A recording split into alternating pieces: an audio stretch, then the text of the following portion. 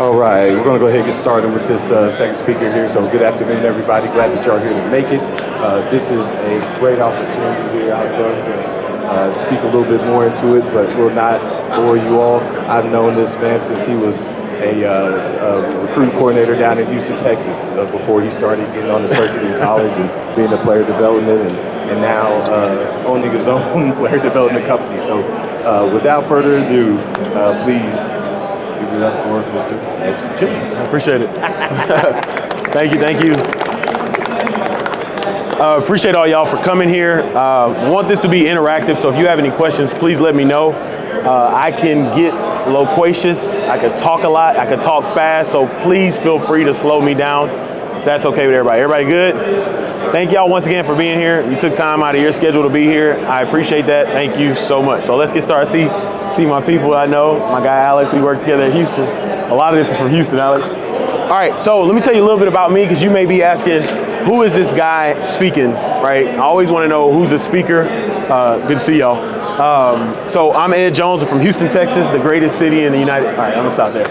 I'm from Houston, Texas. I started high school coaching at a school, Cypress Lakes in West Houston. It's Katy, Cypress area, if anybody's familiar with Houston. And then I had a chance to go back to my alma mater, Hightower High School in Mo City, Texas. Shout out Mo City if anybody knows where that's at.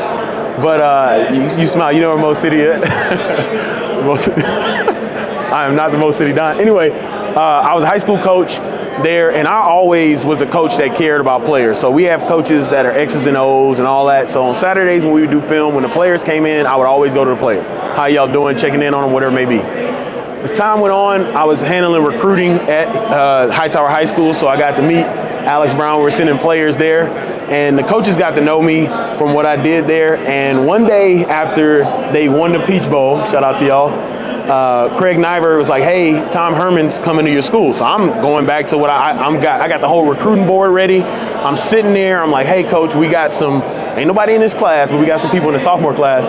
And my head coach, Pedrick McGinnis, says, hey, Coach Herman, if I were you, I would interview Ed. He looks at me and says, that's the only reason I'm here. And I'm like, oh. So I had an in-person interview.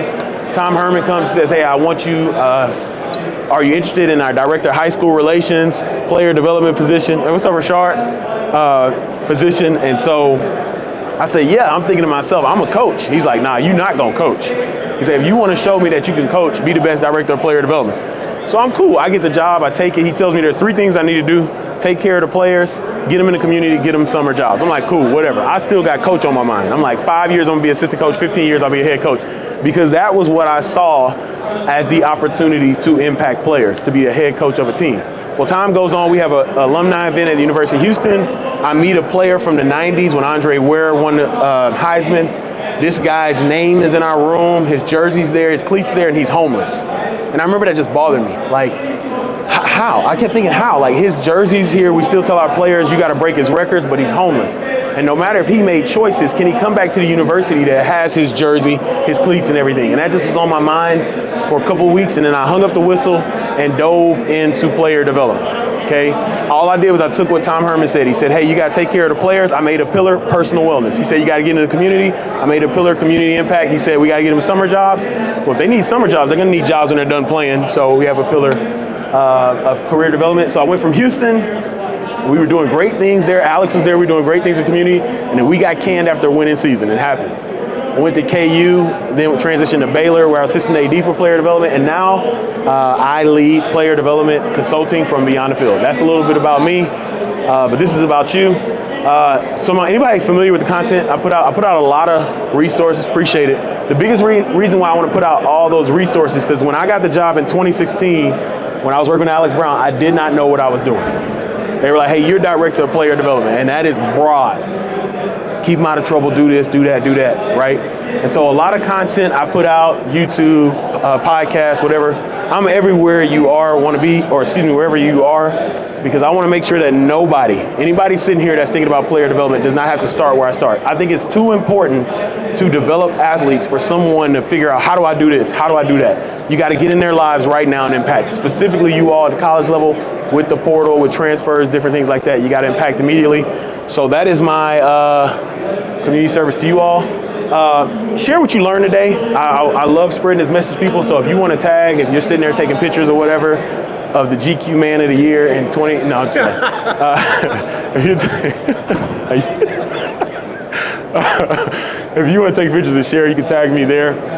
Tell you a little bit about the player development content I have before we dive into this. So I have 228 videos on YouTube, 72 hours of content, 54 minutes, 1 second. That is 3 days of content. So you literally can binge out on player development for 3 days. 128 newsletters, 183 podcast episodes.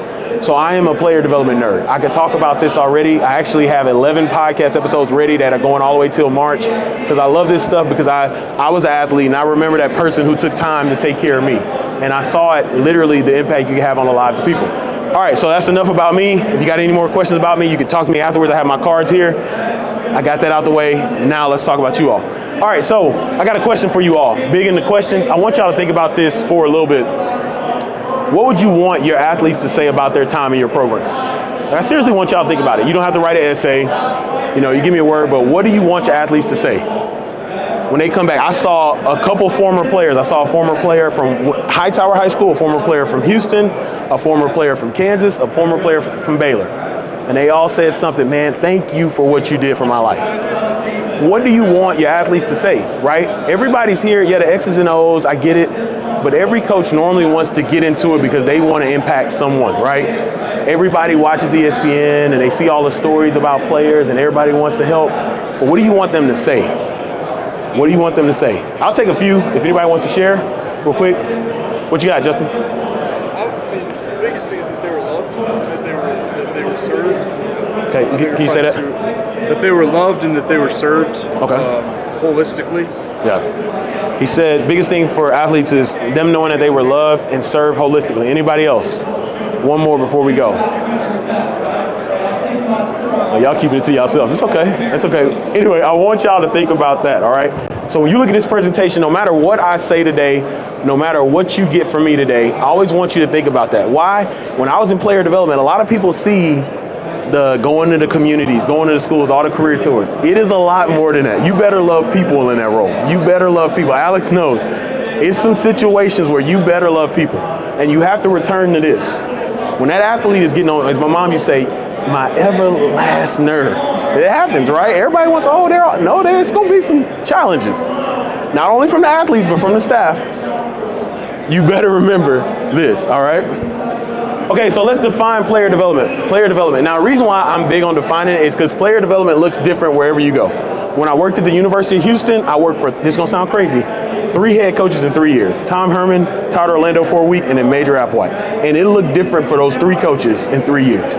When I went to Kansas, it looked different in 2019 than it did in 2020. When I went to Baylor, it looked different than what I did at Kansas or Houston. So a lot of people say, well, hey, player development looks different. Well, here's a definition to kind of bring everything together.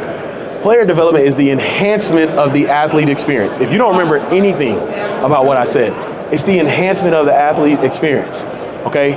And that's the basis, right? Now, for those who are allowed to do it and you have the resources, you do it through holistic and intentional programming and initiatives. You have to be intentional. I love this quote Nick Saban said a couple years ago. They won a national championship and somebody said, hey, how do you feel about your team next year? He said, I don't know. Next year's team is different than this year's team. So every year we had to be intentional with player development. Why? Because we may recruit a group of guys that are, to keep it honest, super mature. We might recruit a class after them that's super immature. So you better be intentional, but every day is how can I enhance the athlete? How can I enhance the athlete? Yeah, it may be programming, it may be a conversation, it may be something else, but that's, if you don't remember anything, player development is the enhancement of the athlete experience. What I used to tell, what's up, Coach Jordan? What I used to tell my athletes is they come out of the weight room, right? What's the first thing athletes do after they come out of the weight room? What do they go get? Protein shake, right? Protein shake. Does the protein shake replace the workout? No. It just enhances the workout. That's what player development is. You're a part of that experience. You don't replace it, you just enhance it. Now, I told them I was the chocolate milk protein. All right, y'all, some of y'all got that. All right, so here's some of the benefits of player development. So if you're sitting there, maybe you're a coach, maybe you're an athletic director, and you're saying, hey, I've heard this player development stuff. I've seen these these staffs hire, what are the benefits? Here are 10 benefits here. I actually have a podcast episode coming out next week that dives into this a lot deeper. For sake of time, we'll go here. Better people, better citizens, right? You can literally pour into people's lives. Every coach gets up there at the press conference, we want better this, better that. How do you get that done? Player development is a way to get it done. I'll tell a quick story here. When I was at the University of Houston, we had a guy on our team, had a great smile, high effort guy, was always 100 miles per hour, had a lot of long hair, great personality, and I said, Grant, man, you need to get in the community. Grant was like, I don't want to get in the community. Grant started running away from me in the locker room. Now, Grant won a 4x4 championship in Texas. I don't look like I can run a 400. So when he ran away from me, he always got away from me, all right? So anyway, Grant's there, and as time goes on, Grant finally comes to one event. He comes to one event, he spends time, because he's got a great personality. It's a Valentine's Day deal. He's making cards with little kindergartners, but he's there.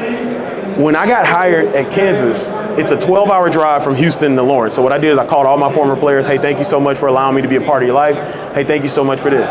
Grant stayed on the phone. He said, Coach, you were right. I need to get in the community. I need to stay in the community. A couple years goes by. Grant is playing incredible. He goes out there. He is doing great things on the field. He gets invited to the combine. And for his pro day, he did something that really touched me. Houston has a big problem with human trafficking, sex trafficking. What Grant did was for every 40 he ran, everything he lifted, he raised money for that. He raised money for that to fight against sex trafficking and human trafficking in Houston. That happened. We challenged him. Alex was there. We challenged him. We knew he was a good dude. We had to pull it out of him. Now, Grant Stewart plays for the Indianapolis Colts. He's the guy with all the hair, all of the hair. If you want to read an incredible article, The Athletic has an article about him. I didn't know all that stuff was going on in his life, but we were able to help him, okay? Self-confidence. You get to help these guys with self-confidence. How many people know just because you're 6'4", 275 does not mean you're confident?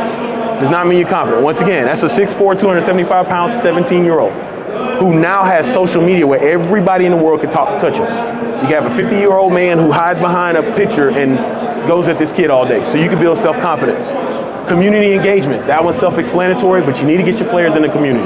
You expect, if you're a part of the program, every coach tells the community, show up, be loud, show early, and wear this color. The community is like, where you at for me? All right? Team morale. You can build the morale. Build the morale of the team, right? It can be tough, especially during fall camp, the dog days. You can go in there and build the morale. Okay, winning environment. You can create a winning environment. This is a cool story here. When I was at the University of Kansas, love the guys. Unfortunately, we did not get a lot of wins on the field. But I believe that I believe winning is winning. Like every day you wake up, you got a chance to win. So when they did a resume, that was a win.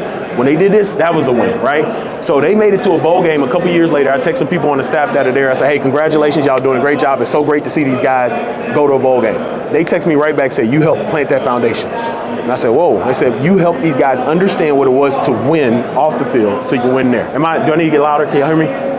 We're good? Okay. You lean out. I was nervous. All right, I'll go through a couple more as well. Identity engagement, helping these guys get out their athlete identity. I worked in football. In football, when you're big, fast, stronger, and quicker than people really early, they're going to tell you, hey, you're going to play college, you're going to play in the NFL. So these guys sacrifice their identity, right? Had a story with a guy named JT Woods at Baylor. JT was an incredible communicator. He could communicate with a 13-year-old at our youth camp to a 65-year-old that worked in our building. I said, hey, JT, you're a leader. He's like, I'm not a leader. I don't get in front of people. I said, you're a leader. I said, come look at, when we eat breakfast, every single person on our team comes and talks to you, from freshman to senior, because they're comfortable, because number one, you can communicate with them, and number two, you listen.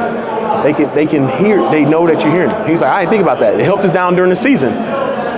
Coach Collins, you were there. We got to that. We won the Big 12 that year. It got tough. JT had to say some things to some people, but he was a leader because we called it out of him, right? Strong alumni pipeline. Antoine McLean is here. He could talk to you about that all day. We actually did another podcast, but you got to get the alumni involved. You can create that through player development. Branding is not likes, follows, things like that. Branding is, what do people say about you when you're not in the room, right? We had a guy, a defensive lineman at University of Kansas. He loved the outdoors. We would walk to practice. He would break down, hey, that tree, blah, blah, blah, blah, those leaves, that thing that falls down every time. And I said, hey, Sam, how many people know about this? He said, I don't want to tell anybody. He started telling people. I said, you need to tell people. So he gets up, he does a press conference. One of the reporters says, hey, I heard you're interested in outdoors. Tell me more. He talks to a reporter, gets an internship with Yellowstone National Park.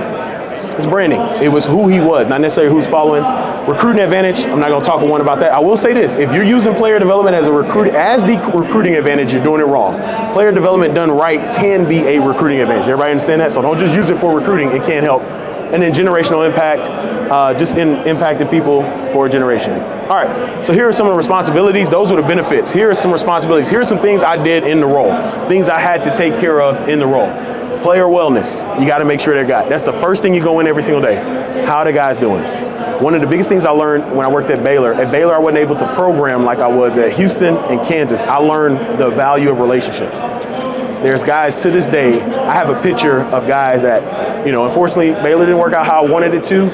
The guys graduated after I let go. They were like, why'd you come here to my graduation? I was like, because I care about you. It's a picture I still have. Two guys, Terrell Bernard and Jalen Petrie, captains for the Buffalo Bills and Houston Texans. Their graduation, I'm there with them because of relationships, right? All right, community impact, we talk about that. That's self-explanatory. Career development, mentorship, that is huge. We did the Big Brother program at Houston. We did it at Baylor, the Big Brother. You got to mentor these guys. You got to mentor. You can't be afraid to do it either. You got to mentor. Mentorship's huge. And there's 5 ways you can do mentorship. You can do player to player, former player to player, staff to player, professional to player, and player to the community. All right. So if you need to get those, I'll have those as well. Academics, you can be the academic liaison. This is fun. Everybody know they student athletes, right? Guys who come in my office. Hey, here's 2 things that you got to do when you sign that whatever you sign. I don't know what it is now, but you have to go to class and you got to be an athlete. You can't skip one. You can't skip one. If you skip both, you ain't gonna be here. You're gonna be skipping up out of here is what I used to say, right? So you gotta take care of that. Programming. So programming is what you do in the summer. Most coaches in college give you the summer months to get some programming done. What I always do, we're always gonna have financial education, some type of way. Financial education, we're gonna do that. We're gonna get a motivational speaker, but you gotta do programming. Player relations. So this is everything that doesn't have to do with development. This is significant others, friends. You better know they friends. All right. Hey, anybody coming to town? Yeah, my homeboy coming. Don't tell them to come to this game. All right. All that housing, different things on campus. I remember when I was working at Kansas, one of our players had $4,000 in parking tickets, and the parking pass cost $300. That's player relations. Hey, come here, man. You tripping? Like you missing out because you gonna pay this. All right. NIL. That one is. I'm gonna leave that one. That's NIL. Team building. Yeah, that's a lot. Team building, so you'll have to do some team building. That's one thing I really, really enjoyed at Baylor. We did team building during the summer. One thing I always tell people with team building, make sure you're doing something that's competitive. Let these guys, especially in the summer, let these guys see the guys that come in, the new guys, see how they compete. Because when they get to fall camp, they understand, he likes to compete. Because when we play basketball, it'll save you a fight or two in fall camp. If you do team building, do competitive stuff. At Baylor, we did a 3-point shootout, we did dodgeball, we did top golf, and we did something else, but it was all competitive. And we broke them up in teams. You never put them with who they are. Mix the team every time. He hangs with him, nope, you gotta go get your whole boy. Hey, that guy cool, you go over here, all right? Team building, family relations, that's self-explanatory. And then newcomer transition. This is a big one, newcomer transition. What's up, TJ? TJ played for me at Hightower, y'all. Oh, okay. TJ, that's my man. I'm getting old. All right. Newcomer transition. So that's the new guys. And when I was in it, it was the guys, but you got transfers now. You better have that transition. Number one thing with transition, I always tell this, I found this out of Kansas. On day 1, make sure they talk to all the people. One thing, make sure they talk to the local police department, everybody. Just CYA. Day 1, get it all out of the way. Nothing happened bad at Kansas, but we learned there. All right. So, you may be a coach sitting here. What's up, Angel? You may be a coach. Angel, right? Angel? Angel. Good to see you. You may be a coach. You may be an athletic director. You may say, hey, why do I need this? Or you need to pitch it to a coach. And your coach understands it. What's up, man? How you doing? Good to see you. You need to pitch it to someone. You have a coach, and that coach is saying, hey, this player development stuff is here, but why do we need it? Why do we need it? Or if you're a coach and you're like, hey, I need it, but I don't understand how it's going to help. It's going to help 3 main areas, all right? Your players, your program and staff, and your external relations. So that's where player development helps. So let's think inside. Like, y'all remember in science when they would cut the earth and you would see the core and all that? So your players are your core, your staff's outside of that, and then external relations is right outside of that, okay? So these are 3 areas that it will help. Okay, so player impact, these are 3 areas. I actually wrote more detail about this. It's a ebook I wrote. It's called Coach's Guide to Player Development. It's $5. You could buy it today. It'd be in your email. But anyway, leadership. A lot of leadership is caught, but I believe you better teach it. Just because people say leadership is caught. It's some bad leadership out there, y'all. It is. It is, okay? So you can teach leadership. What do you want these guys to do? Going back to the earlier question, what do you want them to be, right? One of the biggest things I think people miss in leadership, and we talk about it at the end, is communication. It's conflict. Conflict's gonna happen. Conflict isn't always bad, right? But you can teach leadership. I talked about mentorship earlier. Another player impact is communication clarity, okay? You got a Gen Z locker room at college. In the NFL, you got Gen Z, millennial. Gen Z, millennial in the NFL. You got a locker room, you got coaches that are, some are millennial, some are Gen X, you got some baby boomers. There is gonna be communication. I mean, I have been in situations like that is not what he said. For a coach or a player, that's not what he said. But you can provide communication clarity. Hey, this is what coach is saying. Or coach, this is what that player means.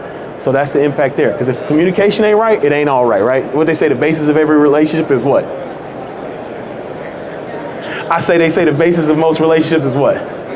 Communication, all right? So you can help with that. All right, so program staff impact. You can help with academic support, academic liaison. I always loved it because I knew everything. If you know academics, you can tell why, hey, so-and-so had a bad practice. Okay, let me go to his academic staff. What's going on? Hey, he had a big test coming up. He's there. Okay, cool. That's why he had a bad practice. Okay, whatever it may be, right? Academic support, same thing. If somebody gets an A on the test, I'm hyping them up before they go to practice. Hey, great job, man. I see you doing it, man. I take that effort to the practice field, right? Insight for coaches. One thing I always do is I let coaches know. I always want coaches to give a heads up. What's going to happen, I've had players come in. When we was at Houston, we had a player. I was the first person to find out he had a kid coming. He came in my office, closed the door, said, Coach, I got a kid on the way. I said, all right. Well, you're your father now, so let's go. So we figured things out, and I went to his coaches. He said, do you mind telling coaches I can't do it right now? All right, hey, coaches, want to let y'all know so-and-so's got a kid on the way. I talked to him. We got resources for him. We just want to let him know right now he's a little nervous. He's a little anxious. So his mind's everywhere. He wants to be there because, unfortunately for him, his dad wasn't there. So he just thought about all this. He's going through a lot. That's insight for coaches. So now I would tell the head coach that, the position coach that, the strength coach that, nutrition that, tell sports med that, because they're all going to touch him, right? Insight for coaches. Now, I will say with that, you know who to give more to, right? Y'all got to be careful there, right? Insight for coaches. We had a player, his uncle passed away. Found out right before practice. I talked to him, hey, do you want to go to practice? I want to go to practice, coach. I got to go to practice. All right, cool. Unfortunately, I didn't get a chance to get to his position coach, but his position coach had a high level of emotional intelligence to know something ain't right. So after practice, I grabbed his position coach, hey, coach, this was going on. He said, I knew it. I knew something was up. But you want to give insight for coaches. Just give them insight. It helps.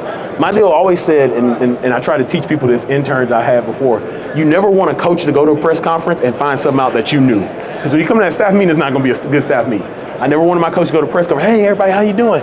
Hey, coach, what about your players doing this? He come to staff meeting. Hey, did you know about that? Yeah, coach, I was going to let you know. All right, cool. I'm going to let you know. You got to go, right? So you always want to let the coaches know. And then insight on team morale. What's the team morale? You know the team morale. You're in the locker room, right? I always tell this funny story. At one university I was at, every fall camp, every school goes somewhere. They go somewhere to a fall camp. I had this one school I was at, and the guys wanted to go to water park. It was very, very clear. I let the people know we were having meetings, say, hey, they want to go to water park. I let it be known that they want to go to water park. It was not listened to. The players did not like it. We had 3 of the biggest fall camp fights I've seen in my life, but I gave insight. At the end of the day, I was like, hey, I try to let y'all know you just want to go to water park. But, anyway, you give insight on team morale. TJ, they didn't listen to me, man. All right, external relations, and I'll get through this because let me see where I am on time because I want to make sure at the end I have some, perfect.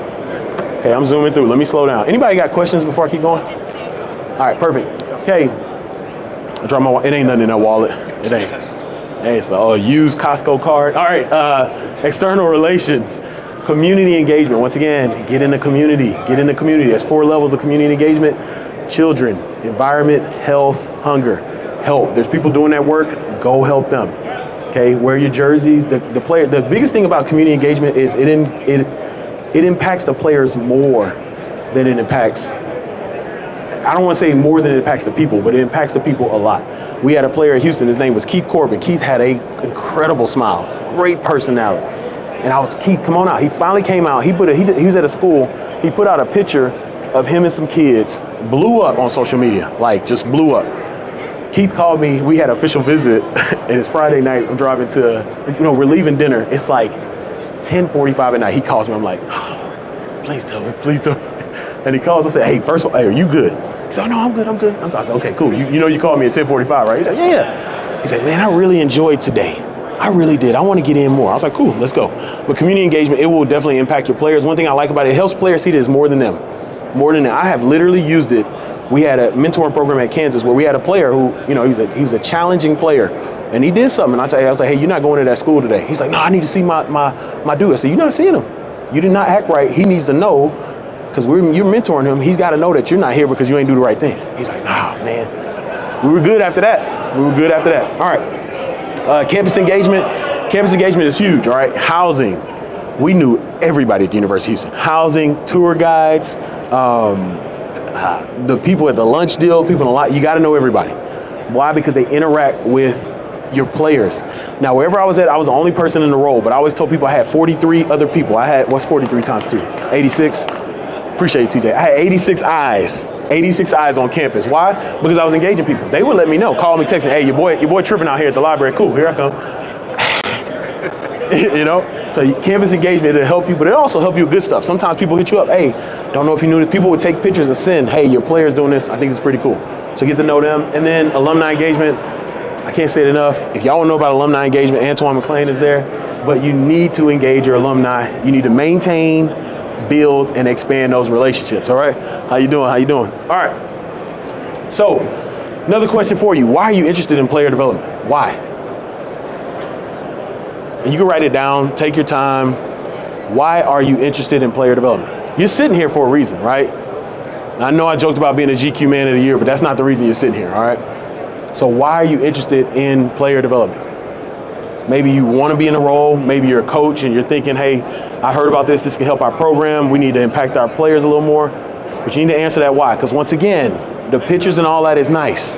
It is going to be challenging, so you have to know your why when the challenges come. All right, so what we're going to do right now is, you've heard me talk about myself, you've heard me talk about what I did in the role, you heard me talk about what player development is, you've heard me talk about the benefits, the responsibilities, things like that. Now it's your turn. We are about to create a player development plan right now together. So you will walk away from here with a blueprint to go to your campus today with the plan. Evan, do you mind passing those out? You can pass them around. Shout out to Evan. Evan has been part of the Player Development Academy with me. He's learned everything from me that I can give. And if you're looking for some people, player development, Evan is ready and he can make it happen. So we're going to walk through this together. And I cannot pass the opportunity to, I won't point them out, but I cannot pass the opportunity to give honor to Lamont and Kevin Whiston, who are here. They have really laid the foundation in player development, player engagement, player programs as it was back in the 90s. But appreciate y'all so much. Wouldn't be able to do what I'm doing right now without the work of you two. So appreciate it. Thank y'all for being here. All right, everybody good? Everybody got one? We all good? All right, cool. So you see it there. I don't want to get too teachery on you, but we're going to walk through this, okay? So benefits of player development plan. You may say why, benefits of player development plan. Number one, you provide clarity, okay? Clarity on everything. Like I said, in 2016, what did I say when I got to that office? They said, hey, you're the director of player development. I went to that office and I knew what?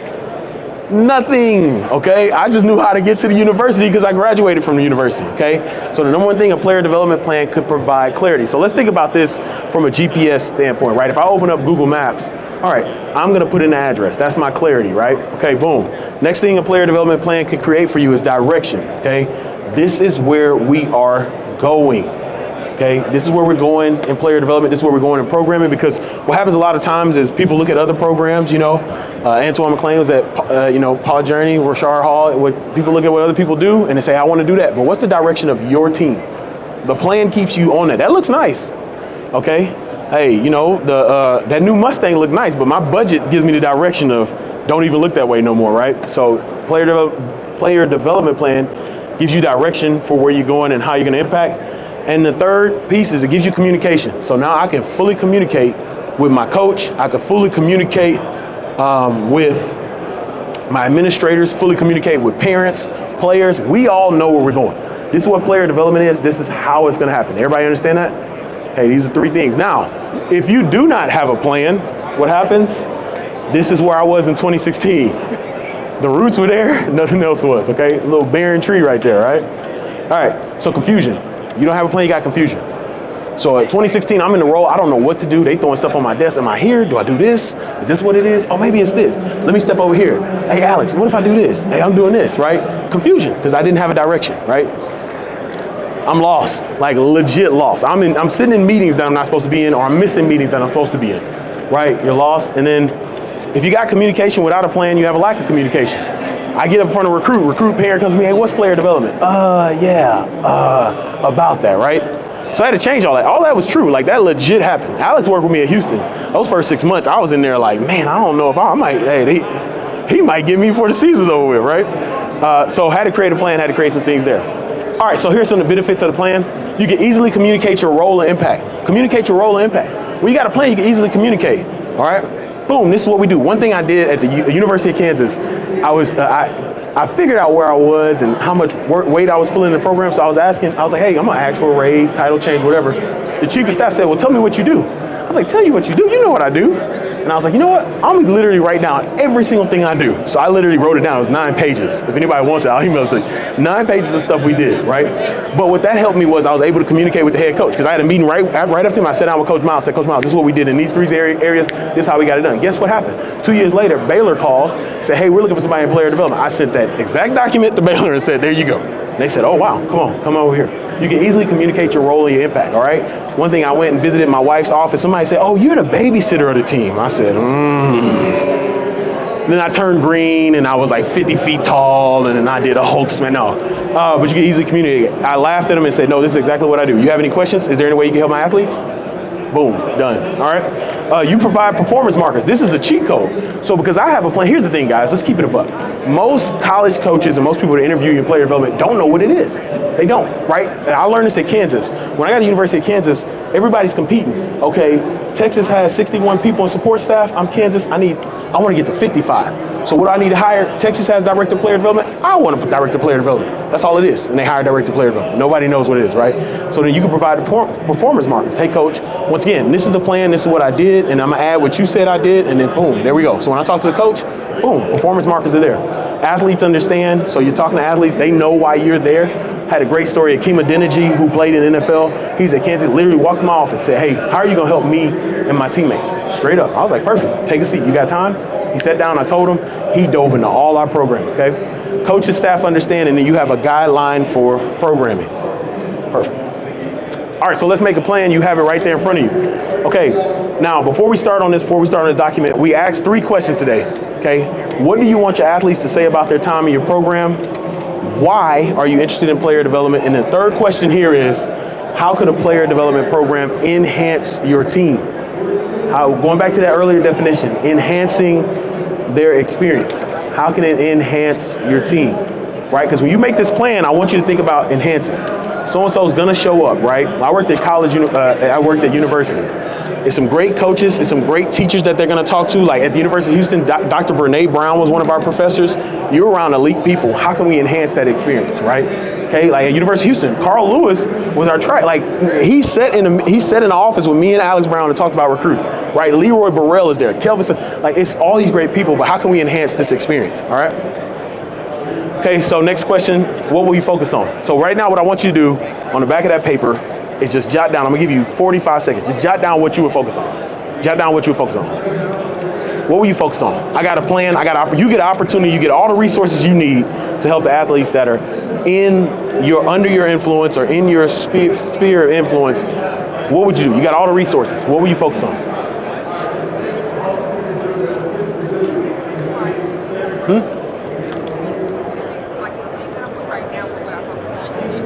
It can be team specific or in general.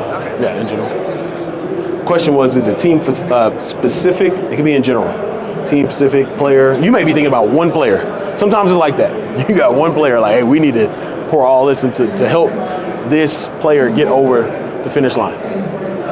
All right. Y'all are zooming. We good? Anybody need more time? All right, good. Okay, so I want you to pick top 3. Just circle the top 3 out of those. I'll tell you why I'm a man of 3s. I'll tell you why I'm a man of 3s. So circle your top 3. All right, the reason why we did that when we're playing it's a rule of three, okay? A rule of three says it's a communication principle that things in threes are more memorable, right? When I say ba-da-ba-ba-ba,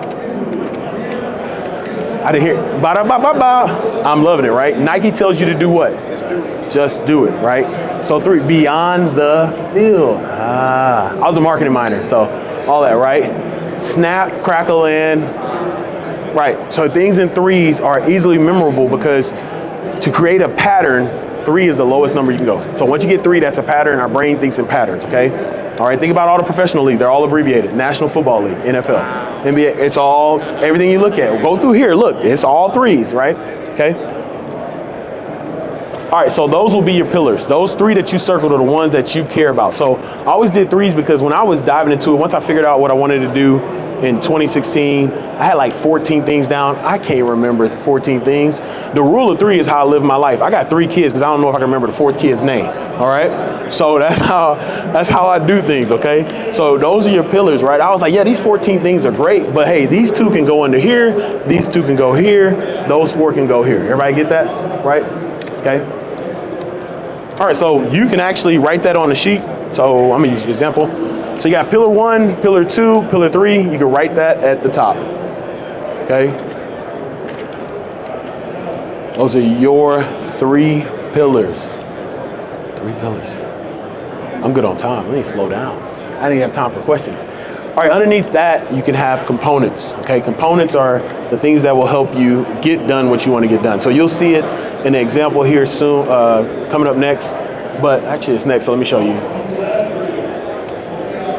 So you probably can't see it, but I talked about it earlier. My 3 pillars were personal wellness, community impact, and career development. The components underneath. So underneath personal wellness, we have financial, mental, physical, spiritual, and social. Okay, so those are the components. Everybody understand that? So you got a pillar, and then these are the components. Excellent, man. Good to see.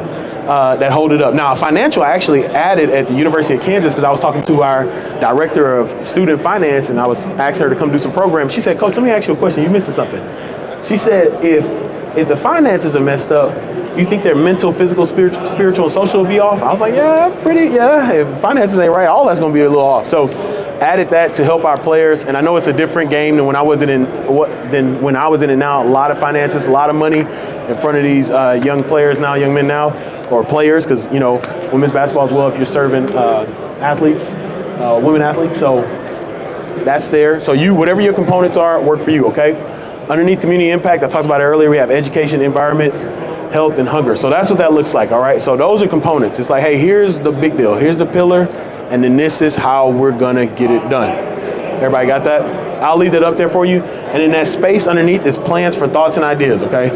Plans, I did a cohort and I had one of the people in the cohort, your cohort, Elite 8, Shalette, she had like 120 things she wanted to do. So it was incredible. So I learned to put thoughts or ideas. You wanna have that there. So that's a blueprint there for you to work off on. One thing I love about this is this can change every year because every team is different. Okay, everywhere I worked, it would have been different. Like the pillars would have been, you know, typically the same, but everything would have been changed. So maybe, hey, career development, you know, we've done a great job of career shadowing. Maybe this year we need to start working on placement. We got to get these guys out of here. You know, we got to find them what they need to do. Externships, we need to work on some internships. So you're working all that there, okay? Everybody good? All right, good deal. All right, perfect. So we got some time here for questions if you have it. Wanted to give you that resource that you can keep. There's a QR code there if you want to meet, if you want me to help your program. Would love to help your program dive into this. Player development is continuing to be needed with a lot going on. Transfer portal, NIL, just it's a lot of things going on, right? It's different. It's different. And the challenges are, if you're in high school, don't think that, I know my experience was in college. You may be at the high school level thinking, it will touch you, okay? But you got that player that went to this university that jumped in the portal and don't have a home. Guess what, they're gonna come right back to you, your high school coach, and talk to you. So you better make sure you have plans there as well. TJ, we had it going on at Hightower. I didn't even realize it. But that's that. Any questions before we break today? Yes.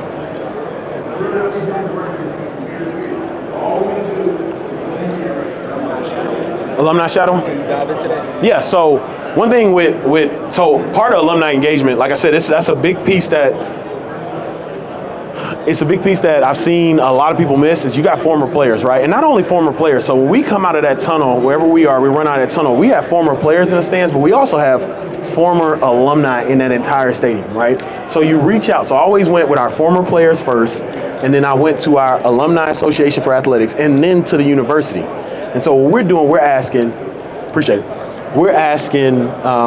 alumni. So let's say we had a former player. So I'll use a real experience here. When I was in Houston, we had a backup quarterback who had a pest control company that was making millions of dollars in Houston. If anybody's been in Houston, you know what a mosquito is. I haven't been bit by a mosquito in 3 years since I left.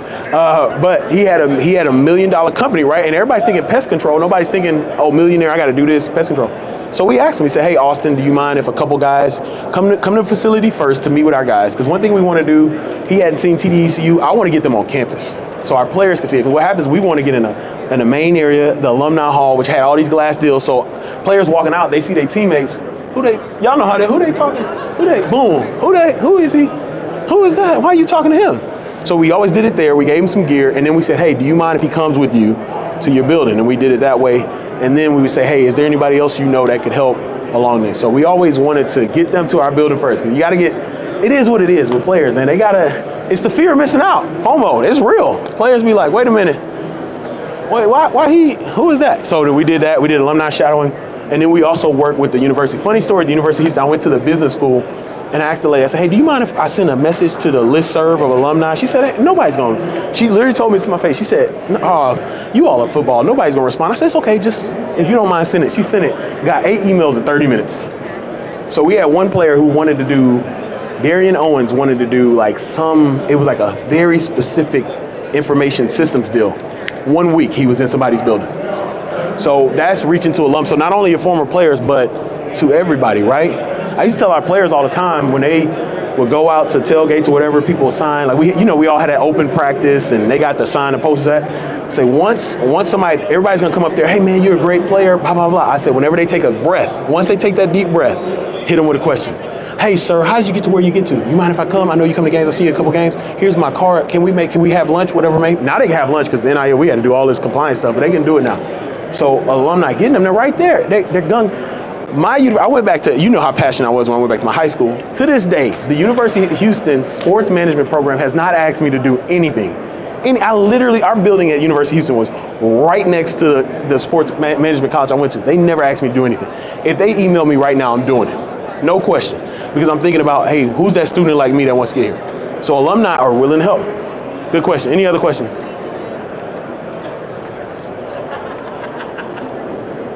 Questions, comments, concerns? All right, well, good deal. Oh, what you got, Justin? Outside of players, this is a weird question. Outside of players, what do you feel like the biggest challenge is for player development? Outside of players, what do you think the biggest challenge is for player development? Coaches understanding. Coaches, because coaches want it, but then there's a commitment they have to give. And in college, it's the schedule. That's the most.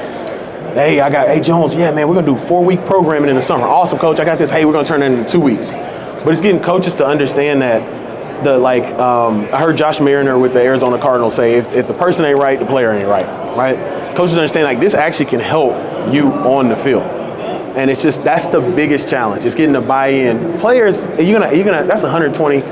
It's going to be tough to get them to buy in. Not tough, but challenging. But coaches, that's for them to see it. And the big reason, honestly, I thought about it, it's tough for coaches because if I'm a head coach, I sign a 5-year contract. That's not a 5-year contract. That's a 2-year contract. So they're thinking about what can help me win now. So I used a story. We had a receiver coach when we were at University of Houston, Kenny Guyton. He was having a conversation with me about a guy we recruited locally from the city of Houston named Henry Thomas. He's like, man, he's having tough 7-on-7. It's really tough. It's what's going on. I say, coach, do you realize he's got more community impact hours than your entire position group?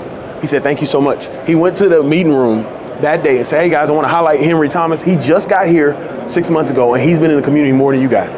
He said Henry had the biggest smile. Henry went out there and had a great practice. You're helping. It's going back to the insight. So getting coaches to realize. So one thing I always did is I communicated every time we did something, this is what came from that. Okay? That's your big. Once they're locked in, and Antoine, the biggest thing is you got to have support. Yep. This might be a more specific question, but how do you navigate that line? You build a relationship with the players, and you're finding out things like the politics where they're trying to force a player out who's like a good kid or something like that. Like as far as being an advocate for a player. Yeah, I know what you're saying. So the question is, the tension of, I would call it, and it's the tension of working for a head coach and being there for athletes. There's a lot of tension there, right? So I've been places where, you know, one university I went, the coach wanted me to be a snitch. I was like, I cannot. Me and him butted heads because I was like, if I lose the trust of this locker room, I can't do the job. I'm fried. So you want me to figure this out about the kid and then send the same kid that I told you about to my office? So the tension there, this is where I always did. Number one, I'm not losing my job. I was very clear letting them know I'm not losing my job because of decisions you made. With that said, when those conversations came where they were trying to boo a kid out of the program that wasn't doing that, I would have conversations, coach, what's the reason? Like, what's truly the reason? Like, are we doing roster cuts? What are we doing? And then you better have, like, one school I was at, I was like, okay, so we need to move this, but this guy is like, this one guy we have literally holding the team GPA together. It's like, hey, I'm just saying, he's been 4.0 for 3 semesters, and has he done anything wrong, right? So that was some tension. It's just talking to coaches, because coaches, like, they can do stuff quick. They think sometimes let's get him out of the program, we don't need this. But you gotta have conversations like, hey, let's really think about this, coach. But then I would also say the tension you have. One thing I always tell players, so players come in my office, and working in college football, there's like you have to report certain things. Like, hey man, I'm not losing my job on what you said. So there were things our coaches knew. One thing I figured out for coaches is they don't want to know that much. I gave them enough. Once again, I don't want them to go to press conference and hey everybody, how you doing? And they get caught off guard and they're like, Ed, did you know? Oh yeah, I was gonna tell you afterwards, coach. I will run it. Hey coach, just want to let you know, here's the situation. This is what you need to know. Got it handled. If you have any questions, let me know. Boom. They got your trust. He got it handled, right? So when I would talk to the players and say, hey, that was handled. Now, if you keep doing this stuff, he's going to know all of this. Because once again, I'm not losing my job. So that was kind of fighting the tension. It was tough. Probably the toughest, I dealt with that with the last place I was at. Just that tension of like, I'm sorry. I cannot go. You lose the locker room, you're done. Fried. And I actually worked at one of the universities I came to. The person who was there before me, I kept wondering why these guys were like tense. They wouldn't I'm like, man, they kind of tense. Found out the guy who was in the role before me was the coach's. He would tell the coach everything. So they literally lied one time. They told me this story. They said they literally lied to the guys. Like, hey, so-and-so smoking in the locker room. They told him that. The coach came down 2 minutes later, and they were like, you're that guy. So it took about a month, and they were like, okay, you good people. So it's a tough tension. Like I always say, my deal was I'm not going to lose a job for your decisions, but then also you got to know, like every coach I work with was not mature enough to know everything. And that's just honest. Like I've been in situations where you can't talk to every single coach. Give them what they need, tell them it's going to be handled, and keep it moving. Any questions? All right. Thank y'all for coming. I appreciate it. So nice to see so many familiar faces. If you have any questions, I'll be here. My card's up here. I'll be around. Thank y'all so much.